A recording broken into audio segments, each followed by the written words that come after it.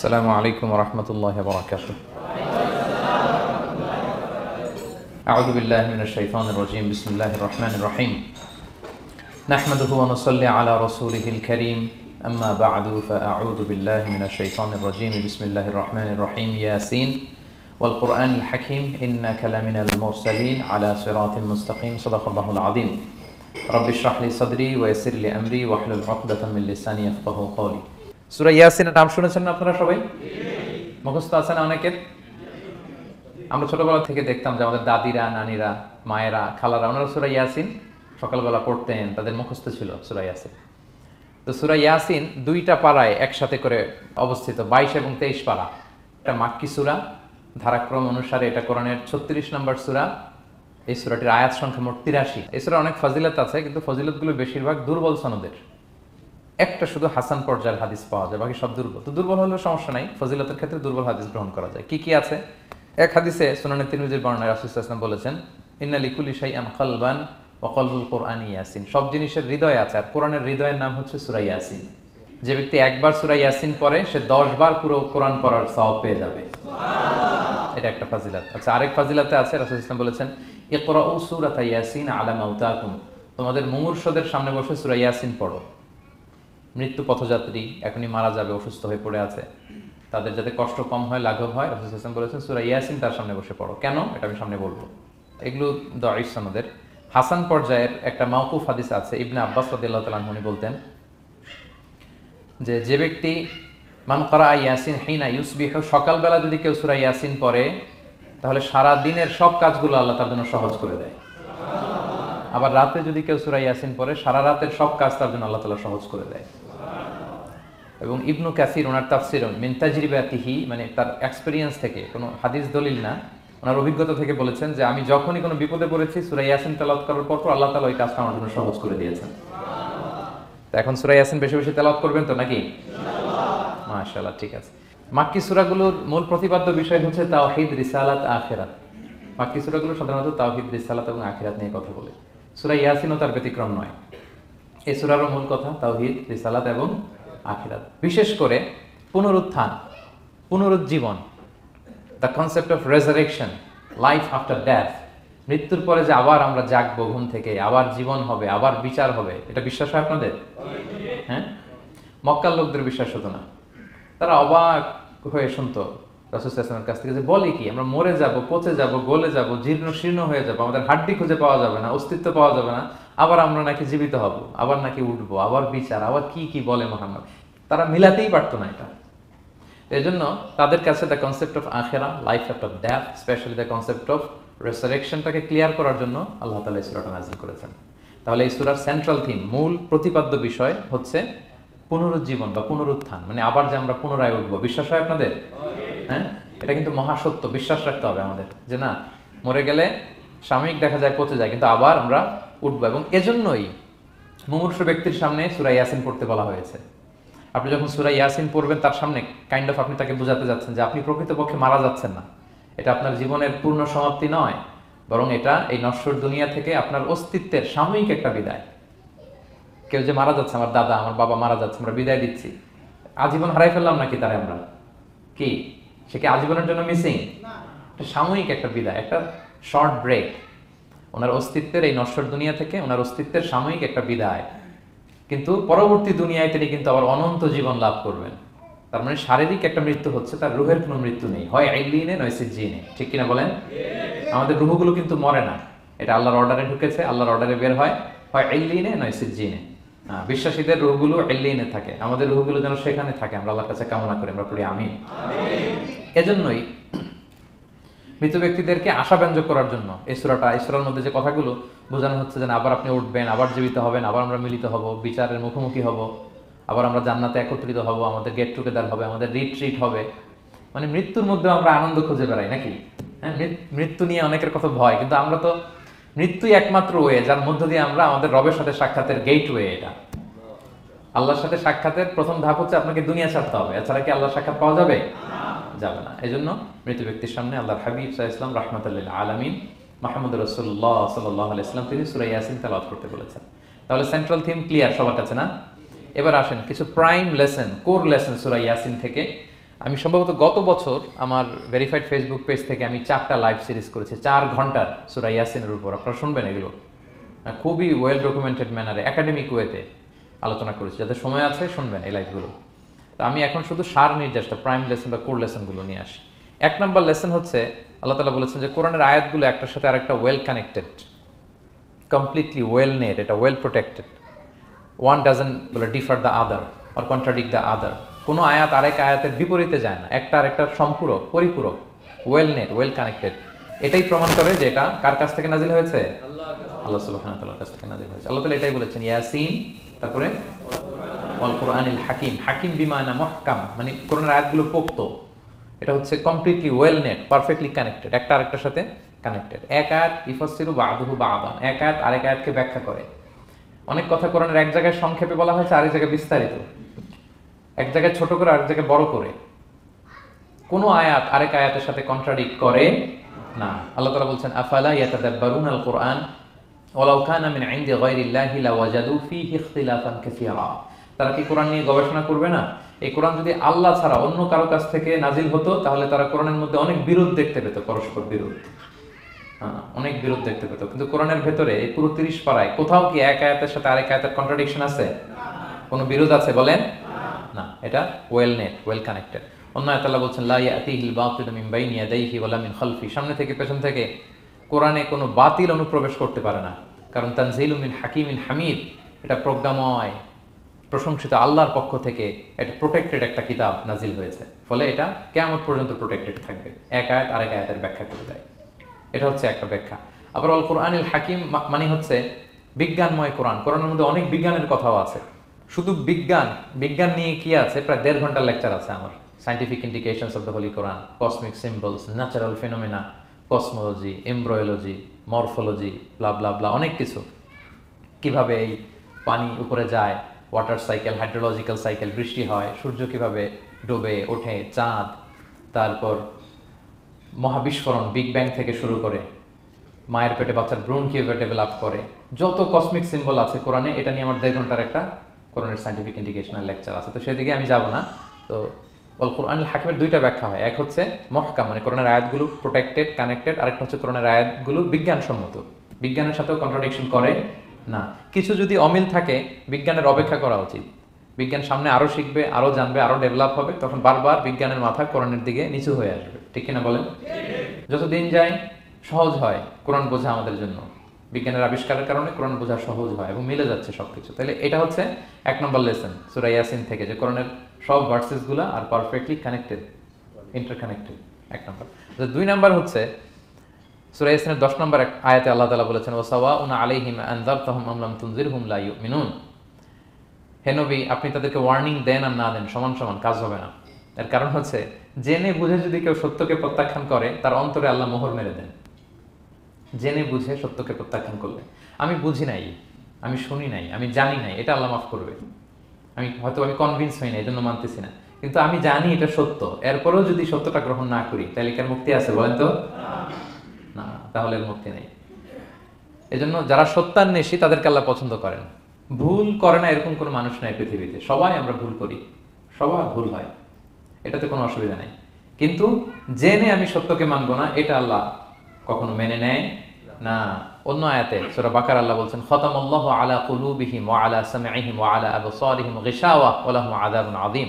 যারা জেনে বুঝে সত্যকে মানে না, নেগলেক্ট করে, তাদের অন্তরে আল্লাহ সিল গালা মেরে দিয়েছে, কর্ণকুহরে ছিপি ঢুকিয়ে দিয়েছে। আল্লাহর হাবিব সাল্লাল্লাহু আলাইহি ওয়াসাল্লাম মক্কাবাসীদের পেছনে ঘুরতে ঘুরতে পেরেশান। উনি তো রহমতের নবী, উনি ভাবতেছিলেন হায়রে একটু যদি আমার কথা মানতো তাইলেই তো জাহান্নাম থেকে বেঁচে যায়।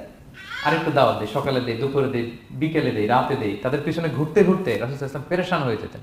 আল্লাহ তাআলা সূরা কাহফে আয়াত নাযিল করলেন ফালা আল্লাকা বাকিউন নাফসাকা আলা আসারিহিম ইল্লাম ইউমিনু বিহাদাল হাদিসি আসাফা। নবী, ওরা যদি শুনতে না চায়, আপনি তো ওদের পিছনে ঘুরতে ঘুরতে পাগল হয়ে যাচ্ছেন বোধহয়, না রেখে দেন, মানলে মানুক, না মানলে নাই। হেদায়েত দেওয়ার মালিক হচ্ছে আমি। ফাযাক্কির ইন্নামা আনতা মুযাক্কির, আপনি শুধু স্মরণ করিয়ে দেন, উপদেশ দেন। লাস্তা আলাইহিম বিমুসাইতির, আপনি বল প্রয়োগ করতে আসেন, আপনাকে দারোগা বানাই পাঠাইনি আমি, আপনি শুধু পৌঁছে দিবেন। এমনকি রাসূল সাল্লাল্লাহু আলাইহি ওয়াসাল্লাম ওনার চাচা আবু তালেবের হেদায়েতের জন্য অনেক ট্রাই করেছেন, কিন্তু হেদায়েত নসিব হয়েছে বলেন? কারণ ইন্নাকা লা তাহদি মান আহবাবতা ওয়ালাকিন্নাল্লাহ ইয়াহদি মান ইয়াশা। নবী, আপনি যাকে চান তাকে হেদায়েত দিতে পারবেন না। তাহলে আমাদের যারা দায়ী, আমাদের কাজ কি? পৌঁছে দেওয়া। বলেন তো, কাজ কি? নাকি বল প্রয়োগ করা, জোরাজুরি করা? মাশাআল্লাহ। 7 নাম্বার লেসন হচ্ছে এই পৃথিবীর সবকিছু আইন মানে কার? বলেন তো, আল্লাহ। ইচ্ছায় অনিচ্ছায় সবকিছু আল্লাহর আইন মানে, আমরা ছাড়া শুধু। আকাশ, জমিন, বাতাস, বৃষ্টি, মেঘমালা, পাহাড়, সাগর, নদী, সূর্য, চন্দ্র, সব আইন মানে কার? আল্লাহর আইন মানে। সে কথা আল্লাহ বলছেন, ওয়াশ-শামসু তাজরি লিমুস্তাকাররিল লাহা, আমি সূর্যের জন্য একটা গতিপথ দিয়েছি, কক্ষপথ, অক্ষপথ, সে ওইদিকেই ঘুরে, ওরা ঘুরতে বলছে ও ঘুরে, এর কোনো ব্যত্যয় নাই। যালিকা তাকদীরুল আজিজিল আলিম, এটা আমি আল্লাহ ফিক্স করে দিয়েছি। ওয়াল কামারা কাদ্দারনাহু মানাজিলা হাত্তা আদা কাল উরজুনিল কদিম, আর চাঁদকে আমি 30টা মঞ্জিল দিয়েছি। দেখবেন চাঁদ কিন্তু এক জায়গায় উদিত হয় না, 30 দিনে 30 জায়গায়, পুরো মাস ব্যাপী এদিক থেকে ওদিকে শুধু ঘুরে। এটা আল্লাহ ফিক্স করে দিয়েছে, এটা ওর বিধান। আমাদের জন্য কোরআন বিধান হিসেবে দিয়েছে, আমরা মানি না, কিন্তু প্রত্যেক প্রাণীর জন্য, সৃষ্টির জন্য যে বিধান আল্লাহ ফিক্স করেছেন ওরা ওইটাই মানে, এর একটু একচুল পরিমাণ ডান ব্যয় করে না। সুবহানাল্লাহ, সুবহানাল্লাহ। সো জগতের সবকিছু আল্লাহর দেয়া বিধান মেনে চলে, কারণ গোটা জগৎটাই তো তার। গোটা জগৎটা কার বলেন? ফলে আইনও চলবে তার। আমরা যেন আল্লাহর সবগুলো আইন মেনে চলি। 8 নাম্বার হচ্ছে এই যে আমরা জান্নাতের কথা শুনি, কিয়ামতের কথা শুনি, আখিরাতের কথা শুনি, একদিন আমরা এটা চাক্ষুষ দেখতে পাবো, তখন আমাদের এই বিশ্বাসটা আরো প্রগাঢ় হবে। মৃত্যুর পরে যে আমাদের লম্বা ঘুম, এই আমাদের নিদ্রা ভঙ্গ যেদিন হবে, সেদিন আমরা সব দেখতে পাবো, চাক্ষুষ কিয়ামতের সবকিছু। সেটা আল্লাহ তাআলা বলছেন, নুফিখা ফিস সূরি ফাইদাহুম মিনাল আজদাসি ইলা রাব্বিহিম ইয়ানসিলুন, ইসরাফিলের সিংহার ফুৎকারে সেদিন সব মানুষ জেগে উঠবে। আপনারা ইসরাফিল আলাইহিস সালামের নাম শুনেছেন? কে উনি? একজন ফেরেশতা। উনি বড় একটা সিংহায় ফুৎকার দিবেন। সৃষ্টির পর থেকে আল্লাহ ওনাকে একটা কাজের জন্য অ্যাসাইন করেছেন, শুধু ফু দিবে 3টা। কয়টা? আর কোনো কাজ আছে? দ্যাটস ইট, দ্যাটস ইট, শুধু 3টা ফু দিবে 3 বারে। ঠিক যে মুহূর্তে আপনারা এখন কথা শুনছেন, এই মুহূর্তে উনি ওই ট্রাম্পিট সিংহা নিয়ে আরশের দিকে তাকায় আছে, কখন আল্লাহর আদেশ আসে, 1 সেকেন্ডও যেন দেরি না, চোখের পলক যাতে দেরি না হয়ে যায়, তাকিয়ে আছেন উনি। ফুৎকার দিবে তো কবর থেকে মানুষগুলো উঠবে, মিনহা খালাকনাকুম ওয়া ফিহা নুঈদুকুম ওয়া মিনহা নুখরিজুকুম তারাতান উখরা, এই কথাই আল্লাহ এই সূরাতে বলেছেন। তো মানুষ যখন উঠবে, কারো ঘুম হবে 50 বছর, কারো 500 বছর, কারো 5000 বছর, কারো 5 লক্ষ বছর। পৃথিবীতে প্রথম নিহত হয়েছে কে জানেন? হাবিল, আদম আলাইহিস সালামের ছেলে হাবিল পৃথিবীর প্রথম মারা গেছে। সে, তার ঘুমটা কত লম্বা বলেন তো? সে কত হাজার বছর, লক্ষ বছর বেচারা ঘুমাচ্ছে, হ্যাঁ, তার কবরে। তো এই সব সিংহার ফুৎকার সব কবর থেকে উঠবে। ক্বালু ইয়া ওয়াইলানা মান বাআসানা মিন মারকাদিনা হাযা, কিরে কে ভাঙালো এই লম্বা ঘুমটা, সবাই তো ঘুমাচ্ছিলাম। হাদা মা ওয়াদার রহমান, ফেরেশতারা বলবে এইটাই সেই দিন যেটা বিশ্বাস করো না এই দুনিয়াতে, ওয়াজ নসিহত হইলে তো তোমরা মানতা না, বলতা এগুলো কিছু নাই, আজকে সেই দিন। সাদাকাল মুরসালুন, রাসূলরা সত্যই বলেছেন, ওই দিন মানুষ চাক্ষুষ কিয়ামতকে অবলোকন করবে। 9 নম্বর শিক্ষা হচ্ছে, তখন আল্লাহ তাআলা বিচার প্রতিষ্ঠিত করবেন, ওই বিচারে আল্লাহ কাউকে ঠকাবেন না। বলেন তো, আল্লাহর বিচারে কোনো পার্শিয়ালিটি আছে? কোনো ঘুষ দেওয়ার সিস্টেম? স্বজনপ্রীতি আছে? না। এই কথা আল্লাহ বলেছেন সূরা ইয়াসিনের 54 নম্বর আয়াতে, ফালিয়াউমা লা তুযলামু নাফসুন শাইআ, কোনো জুলুম হবে না, ওয়া তুজজাউনা ইল্লা মা কুনতুম তা'মালুন, যে যা করেছে ওইটারই প্রতিদান পাবে। এমন না যে আপনি করছিলেন খুব ভালো কিন্তু আপনি পান নাই, এটা হবে না। যার যে রিওয়ার্ড পাওয়ার কথা ওইটাই পাবেন, কারণ আল্লাহ জুলুম করেন না। ওমা আনা বিযাল্লামিন লিল আবিদ, আল্লাহ বলে আমি আমার বান্দার প্রতি বিন্দু পরিমাণ জুলুম করি না। ওয়া নাদউল মাওয়াজিনাল কিসতা লিয়াউমিল কিয়ামা ফালা তুযলামু নাফসুন শাইআ, সেদিন আমি ন্যায় বিচারের মানদণ্ড স্থাপন করব, ওখানে একটা চুল ফেললেও এটা ওজন হয়। ফামান ইয়ামাল মিসকালা যাররাতিন খায়রান ইয়ারা ওয়া মান ইয়ামাল মিসকালা যাররাতিন শাররান ইয়ারা, অনুপরিমাণ ভালো করলে ভালো পাবেন। এই যে সে লিল্লাহি তাকবীর বলছে, সওয়াব হইছে না? সে ওই দিন আমলনামায় দেখবে, কি রে অমুক এক মাহফিলের মধ্যে আমি লিল্লাহি তাকবীর বলছিলাম, এইটার এতগুলা সওয়াব। তারপরে যে আপনারা আল্লাহু আকবার বলছেন, এতে সওয়াব হইছে না? তো এরকম ছোট্ট ছোট্ট প্রতি মুহূর্তে, একজন রাস্তা চেনে না, রাস্তা দেখাই দিলেন, একজন একটা ভালো উপদেশ দিলেন, হ্যাঁ, এইভাবে ছোট্ট ছোট্ট যত ভালো কাজ সব পাবেন, ছোট ছোট খারাপ কাজ সব সেদিন পাবেন, কোনো জুলুম হবে না। আচ্ছা, 10 নম্বর শিক্ষা হচ্ছে, যারা জান্নাতে যাবে, জান্নাতের একটা ফিচার হচ্ছে, মেজর ফিচার, জান্নাতে যে জান্নাতীরা যা চাবে তাই পাবে, কোনো না নাই সেখানে, যার যেটা মনে চায়। এটা সূরা ইয়াসিনের 57 নম্বর আয়াত আল্লাহ বলেছেন, লাহুম ফিহা ফাকিহা ওয়া লাহুম মা ইয়াদদাউন, সেখানে অজস্র অঢেল সুস্বাদু মুখরোচক ফলমূল থাকবে। দুনিয়াতে এক ফলে এক মজা, আনারসের মজা তরমুজে নাই, তরমুজের মজা আমে নাই, আমের মজা বাঙ্গিতে নাই, বাঙ্গির মজা কাঁঠালে নাই, কাঁঠালের মজা ডুরিয়ানে নাই।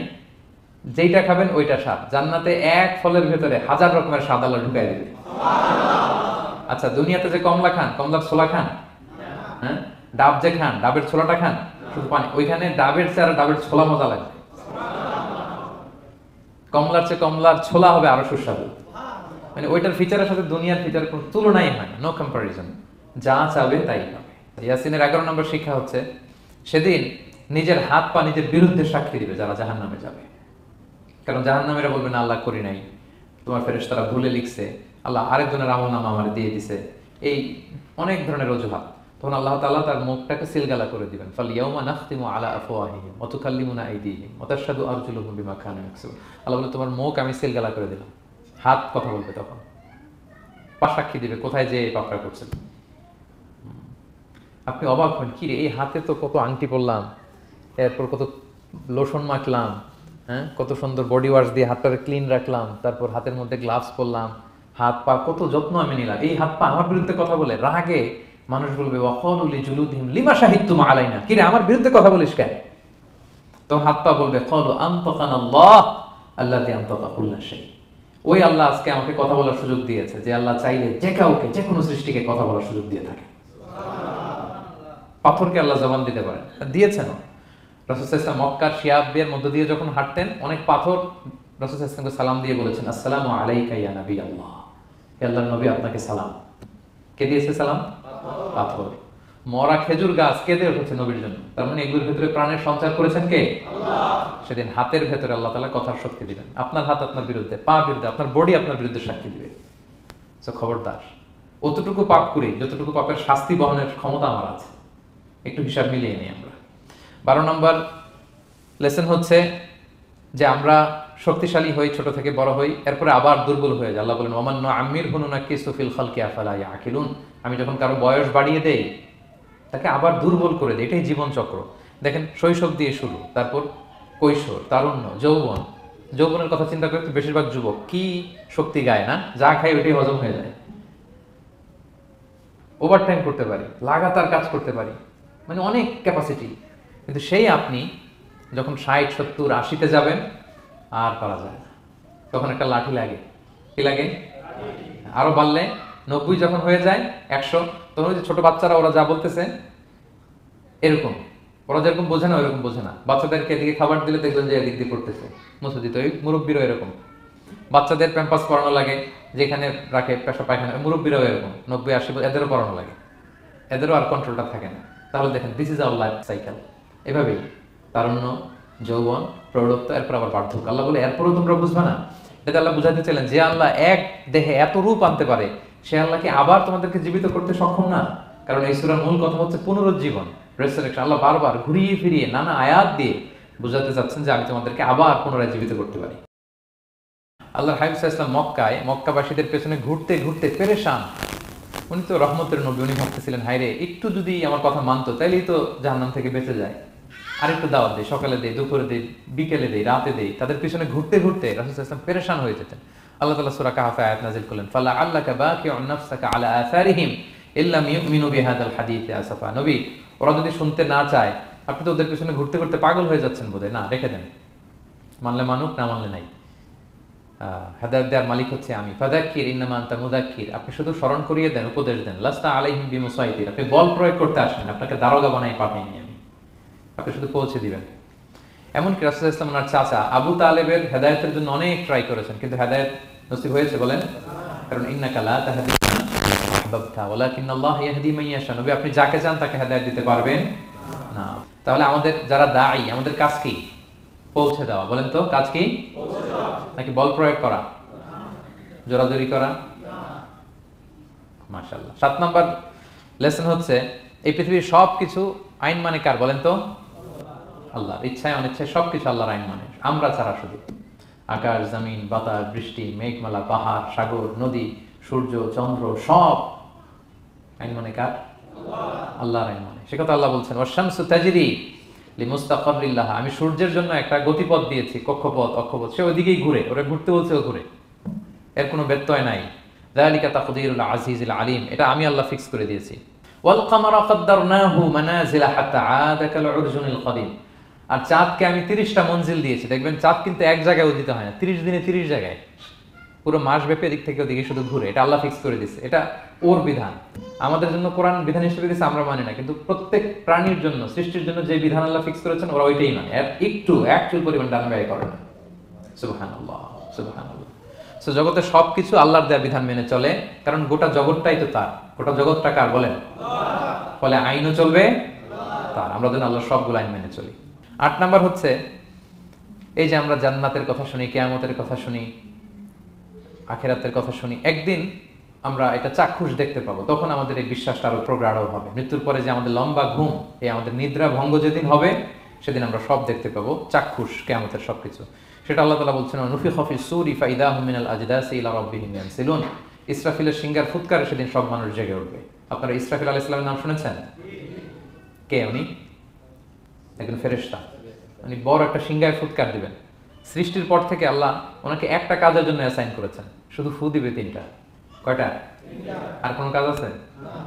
That's it, that's it. শুধু 3টা ফু দিবে 3 বারে।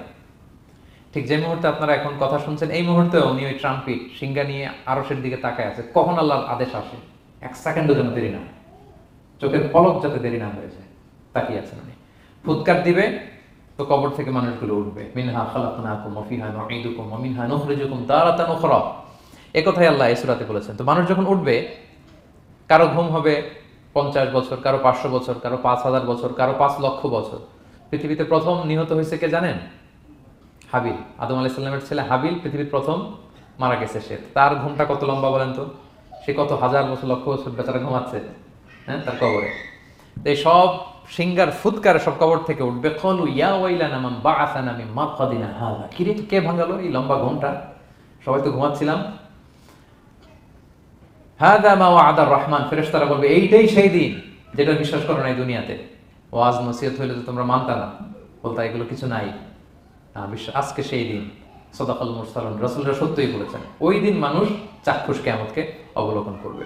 9 নম্বর শিক্ষা হচ্ছে, তখন আল্লাহ তাআলা বিচার প্রতিষ্ঠিত করবেন। ওই বিচারে আল্লাহ কাউকে ঠকাবেন না। বলেন তো, আল্লাহর বিচারে কোনো পার্সিয়ালিটি আছে? কোনো ঘুষ দেওয়ার সিস্টেম? স্বজনপ্রীতি আছে? না। এই কথা আল্লাহ বলেছেন সূরা ইয়াসিনের 54 নম্বর আয়াতে, ফালিয়াউমা লা তুযলামু নাফসুন শাই। কোনো জুলুম হবে না। ওয়া তুজজাউনা ইল্লা মা কুনতুম তা'মালুন। যে যা করেছে ওইটারই প্রতিদান পাবে। এমন না যে আপনি করছিলেন খুব ভালো কিন্তু আপনি পান নাই, এটা হবে না।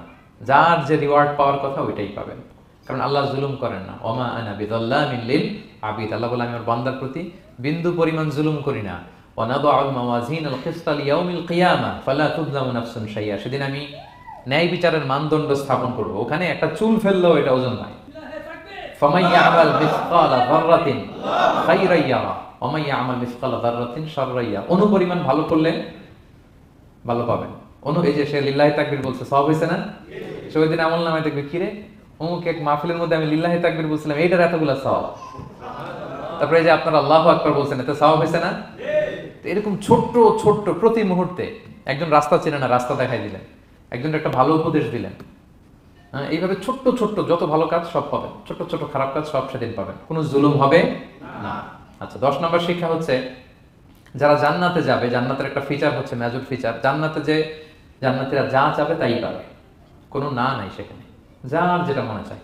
এটা সূরা ইয়াসিনের 57 নম্বর আয়াতে আল্লাহ বলেছেন, লাহুম ফিহা ফাকিহা ওয়া লাহুম মা ইয়াদদাউন। সেখানে অজস্র অঢেল সুস্বাদু মুখরোচক ফলমূল থাকবে। দুনিয়াতে এক ফলে এক মজা। আনারসের মজা তরমুজে নাই, তরমুজের মজা আমে নাই, আমের মজা বাঙ্গিতে নাই, বাঙ্গির মজা কাঁঠালে নাই, কাঁঠালের মজা ডুরিয়ানে নাই। যেইটা খাবেন ওইটা স্বাদ। জান্নাতে এক ফলের ভেতরে 1000 রকমের স্বাদ আল্লাহ ঢুকাই দিবে। আচ্ছা, দুনিয়াতে যে কমলা খান, কমলার ছোলা খান, হ্যাঁ, ডাব যে খান, ডাবের ছোলাটা খান, শুধু পানি। ওইখানে ডাবের চেয়ে আর ডাবের ছোলা মজা লাগবে। কমলার চেয়ে কমলার ছোলা হবে আরো সুস্বাদু। মানে ওইটার ফিচারের সাথে দুনিয়ার ফিচারের কোনো তুলনাই হয় না, নো কম্পারিজন। যা চাবে তাই হবে। ইয়াসিনের 11 নম্বর শিক্ষা হচ্ছে, সেদিন নিজের হাত পা নিজের বিরুদ্ধে সাক্ষী দিবে যারা জাহান্নামে যাবে। কারণ জাহান্নামীরা বলবে না, আল্লাহ করি নাই, তোমার ফেরেশতারা ভুলে লিখছে, আল্লাহ আরেকজনের আমলনামা আমারে দিয়ে দিছে, এই অনেক ধরনের অজুহাত। তখন আল্লাহ তাআলা তার মুখটাকে সিলগালা করে দিবেন। ফালইয়াউমা নাখতিমু আলা আফওয়াহিহিম ওয়া তুকাল্লিমুনা আইদিহিম ওয়া তাশহাদু আরজুলুহুম বিমা কানু ইয়াকসুবুন। আল্লাহ বলে, তোমার মুখ আমি সিলগালা করে দিলাম, হাত কথা বলবে তখন। পা সাক্ষী দিবে কোথায় যে এই পাপটা করছেন। আপনি অবাক হন, কি রে এই হাতে তো কত আংটি পরলাম, এরপর কত লোশন মাখলাম, হ্যাঁ কত সুন্দর বডি ওয়াশ দিয়ে হাতটা ক্লিন রাখলাম, তারপর হাতের মধ্যে গ্লাভস পরলাম, হাত পা কত যত্ন আমি নিলাম, এই হাত পা আমার বিরুদ্ধে কথা বলে। রাগে মানুষ বলবে ওয়াকালু লিজুলুদিহিম লিমা শাহিদতুম আলাইনা, কি রে আমার বিরুদ্ধে কথা বলিস কেন? তো হাত পা বলবে ক্বালু আনতাকানাল্লাহ আল্লাযী আনতাকা কুল্লা শাই, ওই আল্লাহ আজকে আমাকে কথা বলার সুযোগ দিয়েছে, যে আল্লাহ চাইলে যে কাউকে যে কোনো সৃষ্টিকে কথা বলার সুযোগ দিয়ে থাকে। পাথরকে আল্লাহ জবান দিতে পারেন, দিয়েছেন। রাসূল সাল্লাল্লাহু আলাইহি ওয়াসাল্লাম মক্কার শিয়াবের মধ্য দিয়ে যখন হাঁটতেন, অনেক পাথর রাসূল সাল্লাল্লাহু আলাইহি ওয়াসাল্লামকে সালাম দিয়ে বলেছেন আসসালামু আলাইকা ইয়া নবী আল্লাহ, হে আল্লাহর নবী আপনাকে সালাম। কে দিয়েছে সালাম? পাথর। মরা খেজুর গাছ কেঁদে উঠেছে নবীর জন্য, তার মানে এগুলোর ভিতরে প্রাণের সঞ্চার করেছেন কে? আল্লাহ। সেদিন হাতের ভেতরে আল্লাহ তাআলা কথার শক্তি দিবেন। আপনার হাত আপনার বিরুদ্ধে, পা বিরুদ্ধে, আপনার বডি আপনার বিরুদ্ধে সাক্ষী দিবে। তো খবরদার, অতটুকু পাপ করি যতটুকু পাপের শাস্তি বহনের ক্ষমতা আমার আছে। একটু হিসাব মিলিয়ে নিই আমরা। 12 নম্বর লেসন হচ্ছে যে আমরা শক্তিশালী হই, ছোট থেকে বড় হই, এরপরে আবার দুর্বল হয়ে যায়। আল্লাহ বলেন ওমান নুআম্মিরহু নুনাক্কিসু ফিল খালকি আফালা ইয়াকিলুন, আমি যখন কারো বয়স বাড়িয়ে দেই তাকে আবার দুর্বল করে দেয়। এটাই জীবন চক্র। দেখেন শৈশব দিয়ে শুরু, তারপর কৈশোর, তারুণ্য, যৌবন। যৌবনের কথা চিন্তা করতে বেশিরভাগ যুবক কি শক্তি গায় না, যা খায় ওইটাই হজম হয়ে যায়। ওভারটাইম করতে পারি, লাগাতার কাজ করতে পারি, মানে অনেক ক্যাপাসিটি। কিন্তু সেই আপনি যখন 60, 70, 80-তে যাবেন আর করা যায় না, তখন একটা লাঠি লাগে। কি লাগে? আরো বাড়লে 90 যখন হয়ে যায়, 100, তখন ওই যে ছোট বাচ্চারা ওরা যা বলতেছে এরকম, ওরা যেরকম বোঝে না ওইরকম বোঝে না। বাচ্চাদেরকে এদিকে খাবার দিলে দেখবেন যে এদিক দিয়ে করতেছে, মুসুদিত। ওই মুরব্বীরও এরকম, বাচ্চাদের প্যাম্পাস পরানো লাগে, যেখানে রাখে পেশাব পায়খানা, মুরব্বীরাও এরকম 90, 80 এদেরও পরানো লাগে, এদেরও আর কন্ট্রোলটা থাকে না। তাহলে দেখেন this is our life cycle. এভাবেই তারুণ্য, যৌবন, প্রৌঢ়ত্ব, এরপর আবার বার্ধক্য। আল্লাহ বলে এরপরও তোমরা বুঝবে না? এটা আল্লাহ বুঝাতে চাইলেন যে আল্লাহ এক দেহে এত রূপ আনতে পারে, সে আল্লাহকে আবার তোমাদেরকে জীবিত করতে সক্ষম না? কারণ এই সূরার মূল করতে পারে, সে আবার আমাদেরকে জীবিত করতে পারে না? বলেন। আচ্ছা, 13 নম্বর শিক্ষা হচ্ছে অতীত ভুলে যাওয়া। এটা আমাদের জীবনের জন্য অনেক বড় বোকামি। আমরা ভুলে যাই অনেক সময়, আমরা কি ছিলাম, কোথায় ছিলাম, ভুলে যাই। আল্লাহ বলেন আওয়ালাম ইয়ারাল ইনসানু আন্না খালাকনাহু মিন নুতফা ফাইদা হুয়া খাসীমুম মুবিন, মানুষ কি দেখে না যে ওদেরকে আমি কোত্থেকে সৃষ্টি করছি? দেখেন আমাদের এত বড় বাড়ি গাড়ি, আমাদের এত নাম যশ খ্যাতি, আমরা আদিতে কি ছিলাম? সামান্য এক ফোঁটা বীর্য।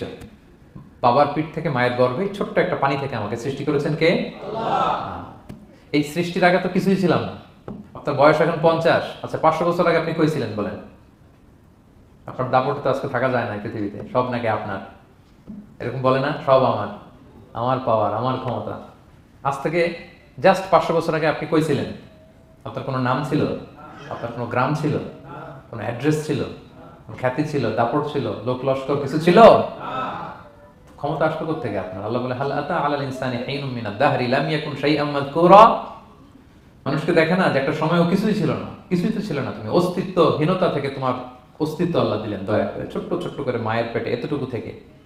আপনি ওই বিজ্ঞান প্রযুক্তি জাদুঘরে গিয়েছিলাম আমি আগারগাঁওতে, ওখানে মায়ের পেটে যেগুলো বাচ্চাগুলো ডেভেলপ করে নাই তারা রেখে দিয়েছে পানির মধ্যে 1 সপ্তাহ 2 সপ্তাহ 1 মাস 2 মাস 3 মাস এরকম বাচ্চাগুলো ছোট, ওই ব্যাঙ্গাচির মতো ছিলাম আমরা। বর্ষাকালে ব্যাঙের পোনা দেখছেন? জাস্ট লাইক ব্যাঙের পোনা, এত ক্ষুদ্র ছোট্ট আমরা ছিলাম। আল্লাহ বলে তুমি দেখো না তোমার পিছনটা কি ছিল? অতীত। এজন্য অতীত ভুলে যাওয়া যাবে না। 14 নম্বর শিক্ষা হচ্ছে পুনরুত্থান, যেটা আসল শিক্ষা সূরা ইয়াসিনের, মানে মৃত্যু পরবর্তী জীবন, এটা মহাসত্য, এটা হবেই। হ্যাঁ, লম্বা আয়াত, আমি শুধু মূল কথাটা বলি। আস ইবনে ওয়াইল মক্কায় রাসূল সাল্লাল্লাহু আলাইহি ওয়াসাল্লামের কাছে একটা মরা লাশের হাড্ডি, কঙ্কাল থেকে হাড্ডি এনে, এটা 100 বছর আগের হাড্ডি, এরকম হাত দিয়ে গুঁড়া করে এটা পাউডার হয়ে গেছে। রাসূল সাল্লাল্লাহু আলাইহি ওয়াসাল্লামের কাছে এসে ভেবে একটা ফু মারলো, ফু দেওয়ার সাথে সাথে এটা বাতাসে মিলে গেছে। তো বলতেছে মুহাম্মদ এই যে কঙ্কালের এই পাউডারটা, তুমি বলতেছো এইটারে আল্লাহ জীবিত করবে, এটারে রিকনস্ট্রাক্ট করবে, কি বলো তুমি? What you talking about? এটাও সম্ভব? আল্লাহ এই কথাটা সূরা ইয়াসিনে তুলে ধরলেন, যে দারাবা লানা মাসালান নাসিয়া খালকা ক্বালা মান ইউহিল ইযামা ওয়া হিয়া রামীম, এটারে কে আবার জীবিত করবে? এটা তো জীর্ণ শীর্ণ ধুলা বালু পাউডার হয়ে গিয়েছে। আল্লাহ বলেন কুল, নবী আপনি ওয়াইলকে বলেন ইউহিহাল্লাযী আনশাহা আউওয়ালা মাররা, ওই আল্লাহ সৃষ্টি করবেন যে এটারে প্রথমে বানাইছিলেন। এটার তো অস্তিত্ব ছিল না, অস্তিত্বহীন থেকে যখন আল্লাহ বানাইতে পারেন, এটা মরে যাওয়ার পরে তারে আল্লাহ আবারও বানাতে পারবেন, ঠিক কিনা বলেন? আচ্ছা বলেন, কোন জিনিস প্রথমে বানানো সহজ না দ্বিতীয়বার বানানো সহজ? দ্বিতীয়বার, তাই না? তো প্রথমেই যেহেতু আল্লাহ আমাদেরকে বানাই ফেলতে পারছে, মরে গেলে, গলে গেলে, পচে গেলে দ্বিতীয়বার বানানো কেনার জন্য কঠিন হবে? কঠিন হলে তো প্রথমবার হওয়ার কথা ছিল, যেহেতু নমুনা ছিল না। আল্লাহর কাছে কোনো মডেল ডিজাইন ছিল যে এটার আলোকে এটা ছিল? তো সেই আল্লাহ যখন আমাদেরকে বানাই ফেলতে পারছেন প্রথমবার, দ্বিতীয়বার কি তার জন্য কঠিন না সহজ? তখন বিষ্ণু ইসলাম বললেন যে এই পাউডার তুমি যে কঙ্কালের হাড্ডি ফু দিয়ে বললা, এটাকে আল্লাহ জীবিত করবেন, অনুরূপভাবে তোমাকেও জীবিত করবেন এবং তোমাকে জাহান্নামে নিক্ষেপ করবেন। আল্লাহ জাহান্নাম থেকে আমাদেরকে হেফাজত করুন। সহিহ মুসলিমের হাদিস আল্লাহর হাবিব সাল্লাল্লাহু আলাইহি ওয়াসাল্লাম বলেন, ইন্না ফিল ইনসানি আযমান, মানুষের দেহে একটা হাড্ডি কণিকা আছে, লা তাআকুলুল আরদু আবাদা, এই হাড্ডি কণিকা জমিন কখনো খেতে পারে না। মানে আমাদেরকে কবর দিয়ে দিলে তো মাটি পুরো লাশটা খেয়ে ফেলে, 50-100 বছর পরে আর কিছুই থাকে না, আসলে আমাদের হাড় গোড়ও থাকে না, ওইটাও পাউডার হয়ে যায়, পোকামাকড় খেয়ে ভ্যানিশ। কিন্তু একটা জিনিস ছাড়া, আমাদের এই যে শির দ্বারা ব্যাকবোন, আমাদের স্পাইনাল কর্ডের একেবারে নিচে ট্রায়াঙ্গেল ছোট্ট একটা হাড্ডি কণিকা আছে, ত্রিভুজ আকৃতির, এটাকে ডাক্তারি ভাষায় বলে কক্সিক্স, টেইল বোন, উচ্ছ্বাস্তি বলে। এই ছোট্ট কণা, এইটা নষ্ট হয় না। আল্লাহ বলে এইটাকে বেইস ধরে আমি কিয়ামতের দিন তোমাদের সবাইকে আবার জীবিত করব। হিন্দুরা যে শ্মশানে লাশ পোড়ায়, সব পুড়ে যায়, কক্সিক্স পুড়ে নয়, ছোট্ট কক্সিক্স কোথা হয় জানেন? গরুর লেজটা যেখান থেকে শুরু হয় ওই জায়গায়, মানে আমাদের শিরদাঁড়ার একেবারে নিচের দিকে ছোট্ট একটা ট্রায়াঙ্গেল হাড্ডি কণিকা আছে, খুবই ছোট ট্রায়াঙ্গেল বোন পার্টিকেল, এটা থেকে আল্লাহ সৃষ্টি করে। এটা বিমানের ব্ল্যাক বক্সের মতো, বিমান জ্বলে পুড়ে যায়, সাগরের নিচে গেল ব্ল্যাক বক্স কিছু হয় না, জানেন? যে MH কত 370, ওই যে ডুবলো, যে ভারত মহাসাগরের নিচ থেকে 3 দিন সিগন্যাল দিচ্ছিল ব্ল্যাক বক্স, এরপর এটার ব্যাটারিও নাই, আর দিতেও পারে নাই, দেখেন সব ধ্বংস হয়ে যায়। ব্ল্যাক বক্স থেকে বিমানের সর্বশেষ কি হয়েছিল ইনফরমেশনগুলো পাওয়া যায়, ওইটা নষ্ট হয় না সাধারণত বিমানের। এই আল্লাহ তাআলা এই ব্ল্যাক বক্স দিয়ে দিয়েছেন আমাদের পেছনে, আজ বুঝজানা, এখান থেকে আল্লাহ তাআলা সেদিন আমাদেরকে রিকনস্ট্রাক্ট করবেন। তাহলে পুনরুত্থান, আবার যে আমরা জীবিত হব, এটা বিশ্বাস হয় আপনাদের? হয়। এটা করতে আল্লাহ কিছুই লাগে না, শুধু কুন বললেই হয়ে যায়। কি বললে? এই কুন কথা দিয়ে আল্লাহ তাআলা শেষ করেছেন সূরা ইয়াসিন। আল্লাহ বলেন যে আল্লাহর যে অসীম ক্ষমতা, এটা শুধু কুন বললেই হয়। ইন্নামা আমরুহু ইযা আরাদা শাইআন আইয়াকুলা লাহু কুন ফায়াকুন। কুন হও, ফায়াকুন হয়ে যায়, বি ইট ওয়াজ, হও বলতে হয়ে যায়। তাই বলে কি আল্লাহ হও বলাটাও জরুরি না, তিনি হও বলারও মুখাপেক্ষী না। দুনিয়াতে আমাদের বোঝানোর জন্য তিনি বলছেন যে আমি কোন বললেই হয়ে যায়, ওনার কোনও বলা লাগে না, চিন্তা করা মাত্রই হয়ে যায়। ফাআলুল লিমা ইউরিদ, তিনি যা ইচ্ছা তাই করতে পারেন। সো সে আল্লাহকে যেন আমরা ডাকি, তার কাছে যেন আমরা ফরিয়াদ করি, আমাদের মনের আকুতি, চাহিদা, প্রার্থনা তার কাছে যেন আমরা নিবেদন করে পেশ করি। আল্লাহ তাআলা আমাদের সবাইকে কথাগুলো বোঝার ও আমল করার তৌফিক দান করুন। হাযা মা ইনদি ওয়াল ইলমু ইনদাল্লাহি আলাইহি তাওয়াক্কালতু ওয়া ইলাইহি উনীব। আসসালামু আলাইকুম ওয়া রাহমাতুল্লাহি ওয়া বারাকাতুহু।